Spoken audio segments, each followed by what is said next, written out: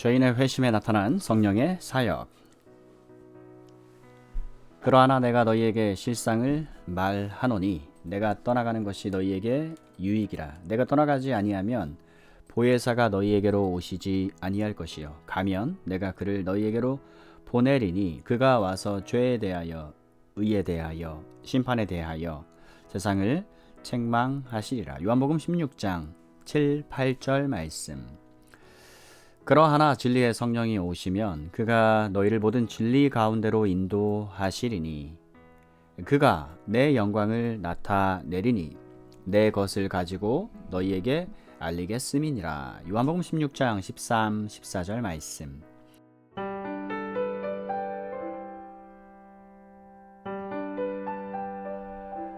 앞의 장에서 우리 주님의 포괄적인 말씀을 통해 세상과 교회에 대한 성령 사역의 일반적 계획과 목적을 설명하였습니다. 특히 여기에서 중대한 두 부류에 대해 소개했는데, 성경에 의하면 모든 인류가 세상과 교회로 나누어져 있다는 것입니다. 성령의 은사는 이 두 부류 모두와 중요한 관계가 있습니다. 성령의 은사는 한편으로는 세상을 책망하고 확신시킵니다. 다른 한편으로는 교회를 가르치고 인도하기 위해 계획된 것입니다.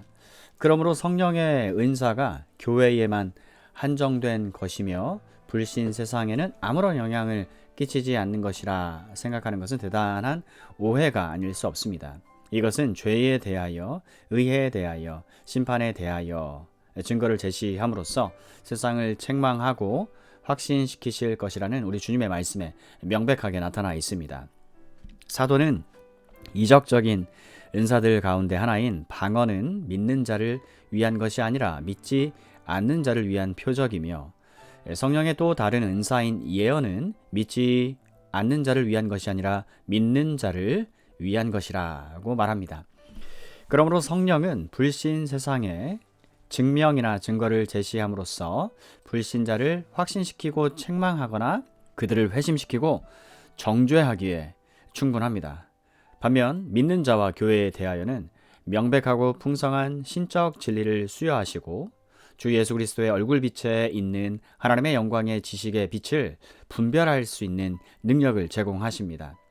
이 두 부류는 서로 상당히 차이가 나며 구별됩니다.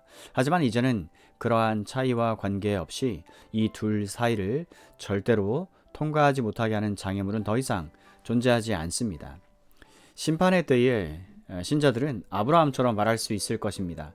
너희와 우리 사이에 큰 구렁이 끼어 있어 여기서 너희에게 건너가고자 하되 할 수 없고 거기서 우리에게 건너올 수도 없게 하였느니라. 누가복음 16장 26절 말씀. 그러나 은혜의 시대인 지금 이 같은 장애물은 전혀 존재하지 않습니다. 영혼들은 지금도 계속해서 세상에서 나와 교회로 발걸음을 옮기고 있습니다. 어둠에서 빛으로, 죽음에서 생명으로 옮기는 것입니다. 이 길은 언제나 명백합니다. 이 문은 항상 열려 있습니다. 이 보증은 언제나 확실합니다. 모든 신자들은 한때 불신자들이었음을 기억해야 할 것입니다. 모든 성도들은 한때 죄인들이었음을 기억해야 합니다. 따라서 하나님의 모든 백성들은 그들이 특별한 계층에 속해 있으며 행인과 나그네가 아니요 성도와 믿음의 가정들과 같은 친백성에 속해 있다는 것이 신자와 불신자들 사이에 존재하는 어떠한 차이점에 근거를 둔 것이 아니라는 사실을 기쁘게 인정할 것입니다. 왜냐하면 그들은 모두 원래 한 부류이며 동일한 본질에 속한 자이기 때문입니다. 그들이 사망에서 생명으로 옮겨진 것은 전적으로 자신의 영혼 내부에 발생한 위대한 변화에 근거하고 있기 때문입니다. 이 같은 위대한 변화는 그들이 눈을 떠서 어둠에서 빛으로, 사단의 권세로부터 하나님의 품으로 옮겨질 때 발생합니다. 이는 한 영혼이 한 부류에서 다른 부류로, 즉 세상에서 교회로 옮겨지는 이동 상태를 가리킵니다. 이렇게 함에 있어서 죄인의 회심 과정에 역사하시는 성령의 사역에 대한 일반적 견해를 제시할 수 있게 됩니다. 즉, 한 영혼이 세상의 한 부분으로 성령의 책망을 받을 때 그는 바로 그리스도의 제자로 새롭게 인도되는 것입니다. 성경에 나타난 구속 계획의 원인은 성부 하나님의 사랑이십니다. 그 사랑의 궁극적인 관심은 자기 백성의 구원 내지 그들로 하여금 우리 주 예수 그리스도께 영광을 돌리게 하는 것입니다. 하지만 여기에는 하나의 조건이 있습니다. 그것은 그들이 반드시 통과해야만 하는 위대한 변화가 있다는 것입니다. 이 변화는 하나님의 영원한 목적 안에서 계획되고 제공된 것입니다. 아직 계시되어야 할 영광을 위한 그들의 준비에 있어서 본질적으로 필요한 요소입니다. 하나님이 처음부터 너희를 택하사 성령의 거룩하게 하심과 진리를 믿음으로 구원을 얻게 하심이니. 데살로니가 후서 2장 13절 말씀. 이는 신적 계획의 본질적인 부분입니다. 천국으로 입성하기 위해 필요한 불가결한 요소입니다. 이는 두 가지 조항으로 묘사되어 있습니다. 하나는 이 변화를 발생시키는 주체입니다. 다른 하나는 그 주체가 이 같은 변화의 발생을 성취하기 위해 사용하는 수단에 관한 것입니다. 따라서 성령의 거룩해 하심이 바로 그 주체입니다. 진리의 믿음이 바로 그 수단이 됩니다. 우리는 이 구절을 비롯한 성경의 많은 구절들을 통해서 그리스도의 구속 안에 있는 우리 각 개인의 구원이 성령의 은혜와 그 능력의 적용에 의해 좌우된다는 것을 깨닫게 됩니다. 그것은 성부와 성자와 동등하신 성령 하나님께서 우리를 구원하시는 사역에서 대단히 중대한 직무를 감당하신다는 것입니다. 우리 구세주께서 성취하신 구속을 각 개인에게 적용하시는 사역이 바로 성령께 속한 사역입니다.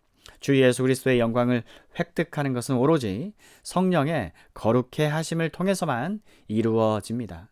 그리스도께서 이루신 구원은 사람이 그 구원의 참여자가 되지 않는 한 그에게 아무런 유익이 없습니다. 그런데 사람으로 하여금 구원의 참여자가 되도록 역사하시는 분이 바로 성령이십니다. 당신은 지긋지긋하고 처참하며 고질적인 질병으로 인해 고통당할 수도 있습니다. 그리고 그 질병을 치유할 수 있는 치료약을 공급받을 수도 있습니다. 당신은 그 약을 값을 지불하고 살 수도 있습니다. 당신에게 그 약이 무상으로 주어질 수도 있습니다. 하지만 만일 당신이 처한 그 위험에 대해 무감각하고 당신이 처한 삶에 대해 무관심하며 당신을 치유하는 그 숙련된 의사를 당신이 불신한다면, 그 의사가 사용하는 치료 방식을 싫어한다면, 당신은 스스로 당신에게 제공된 그 치료책을 거절하게 되는 셈입니다. 결국 그 치료책은 당신에게 아무런 도움도 되지 못합니다. 그리고 당신은 그 치료책을 의심하였기 때문에 결국 죽게 될 것입니다. 여러분의 영혼도 이와 마찬가지 상황에 처해 있습니다. 죄는 여러분의 질병입니다. 하나님께서는 치료책을 제공하셨으며 그리스도께서는 여러분의 영혼을 위해 그 치료책을 획득하셨습니다. 이 치료책은 복음을 통해서 모든 죄인들에게 값없이 제공되었습니다.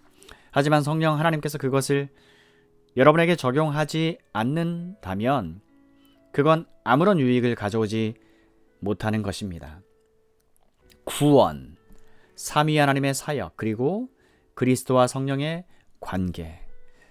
성경 여러 곳에서 묘사된 이 포괄적인 복음의 요약, 즉 인간을 구원하시기 위해 역사하시는 삼위일체 하나님의 각각의 독특한 사역에 주목하는 것은 매우 흥미로운 일입니다. 뿐만 아니라 성부 하나님께서 역사하시고 성자 예수님께서 좌우하시는 것으로 선언된 구원 사역에 대한 실제적 결과를 좌지우지하시는 성령의 사역을 살펴보는 것은 대단히 유익한 일이 될 것입니다. 예를 들어 예수 그리스도를 통해 우리에게 다가오신 성부 하나님은 결국 성령 하나님의 사역으로 말미암는 것입니다. 왜냐하면 하나님께서는 성령의 말씀이신 성경을 통하여 죄인들을 가까이 하시는데 그러한 성경을 효과적이게 하시는 분이 바로 성령이시기 때문입니다. 성령은 하나님의 말씀을 효과적으로 죄인들에게 적용시키십니다.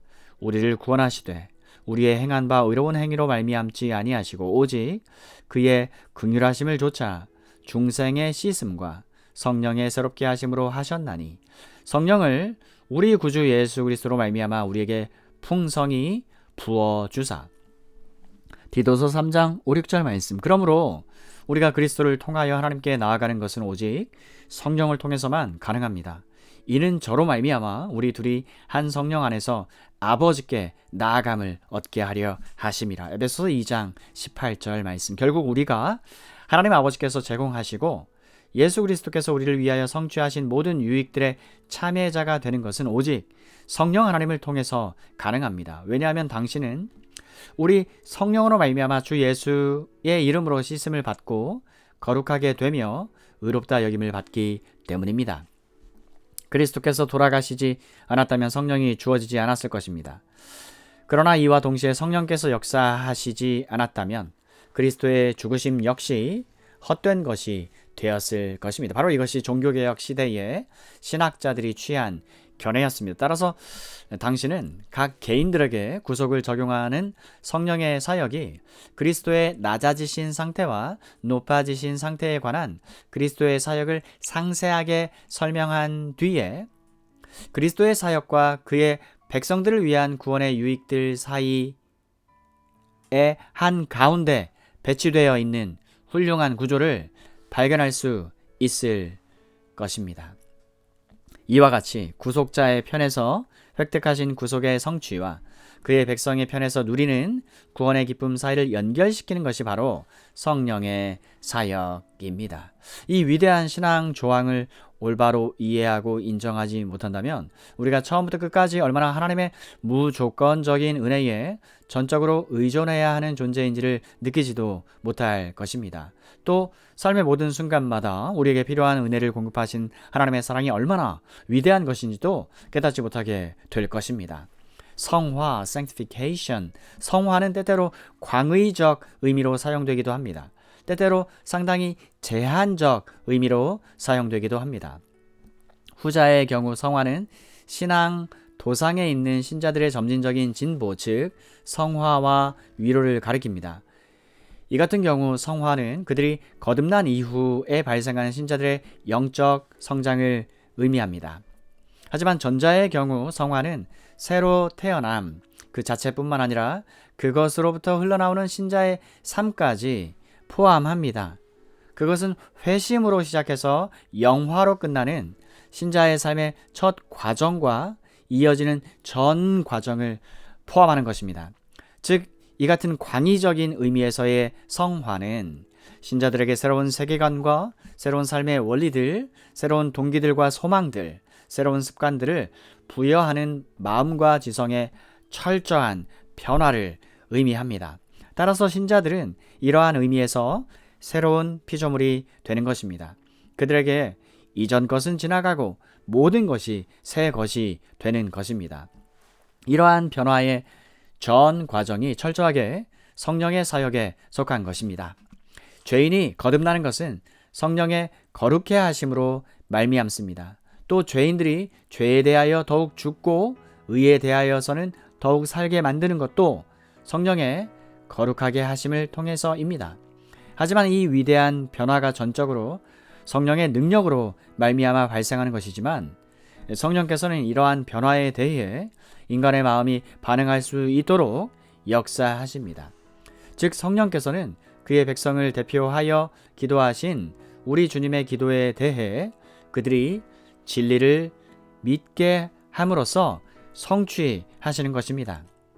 저희를 진리로 거룩하게 하옵소서. 아버지의 말씀은 진리니이다. 요한복음 17장 17절 말씀. 아버지의 말씀 내지 그 속에 담겨있는 진리는 성령께서 그리스도께서 성취하신 구속의 유익을 적용하시는 위대한 수단이 됩니다. 하나님의 말씀은 바로 이러한 목적을 위해 채택된 하나님의 계시 수단입니다. 이것 자체는 효능이 없지만 하나님을 통해서 그 말씀은 강력한 능력이 됩니다. 말씀은 성령의 검과 같습니다. 또 말씀은 바위를 산산조각내는 강력한 쇠망치와도 같습니다. 말씀은 사람들의 마음을 열어 그 말씀을 받아들이게 하는 빛과 같습니다. 또 말씀은 하나님께서 먹이시는 양식입니다. 고치시는 치료약이자 위로하시는 사랑입니다. 따라서 성령과 말씀은 결코 분리되지 않습니다. 성령의 거룩하게 하심과 진리의 신앙은 불가분리 관계에 있습니다. 모든 위대한 변화의 본질적인 요소들입니다. 전자는 능력 있는 대행자이십니다. 후자는 그에 잘 어울리는 도구와 수단이 되는 것입니다. 이 같은 성령과 말씀이 성경에서 얼마나 밀접하게 연결되어 있는지를 주목해 보십시오. 중생에 대하여 성경은 물과 성령으로 거듭나는 것이라고 합니다. 여기서 성령은 이 위대한 변화에 있어서 최초 변화를 조성하시는 분으로 묘사됩니다. 하지만 이와 동시에 성경은 너희가 거듭난 것이 썩어질 씨로 된 것이 아니요 썩지 아니할 씨로 된 것이니 하나님의 살아있고 항상 있는 말씀으로 되었느니라. 베드로전서 1장 12절 말씀. 여기서 하나님의 살아있는 말씀이 바로 이 위대한 변화를 발생시키는 수단이 되는 것입니다. 성경은 루디아에 대해서 언급할 때도 주께서 루디아의 마음을 열어 주셨다라고 기록하였습니다. 사도행전 16장 14절 말씀. 이것은 성령 하나님의 신적인 역사입니다. 그러하다고 해서 성령의 신적 역사가 말씀이라는 수단을 대체하는 것은 아닙니다. 성경은 계속해서 주께서 그 마음을 열어 바울의 말을 청종하게 하신지라고 기록했습니다. 이것은 위대한 변화를 성취하시는 수단과 방편이 되는 말씀에 대한 표현입니다. 시편 기자는 다음과 같이 기도했습니다. 내 주여, 나의 눈을 열어 주의 법에 기이한 것을 보게 하소서. 시편 119편 18절 말씀. 여기서 내 눈을 열어 달라는 것은 신적 영향력이 필요함을 인식하는 고백입니다. 하지만 시편 기자가 계속해서 주의 법에 기이한 것을 보게 하소서라고 말한 것은 하나님의 말씀 안에 계시된 신적 진리를 뜻하는 것으로서 자신이 받을 교훈의 수단이 되는 하나님의 말씀을 인식하는 고백입니다. 이와 같이 성령의 거룩게 하심과 진리의 신앙은 모두 본질적인 것입니다. 하나가 다른 하나를 대체하거나 배척하지 못합니다. 우리는 이제까지 죄인의 회심에 관한 성령 사역의 일반적 측면을 고찰하여 했습니다. 그러면 이제 아직까지 세상 또는 불신자들의 세계 속에 있는 영혼과 성령의 도움으로 다른 세계 즉 교회에 살아있는 구성원으로 옮겨가는 영혼을 고찰하도록 합시다.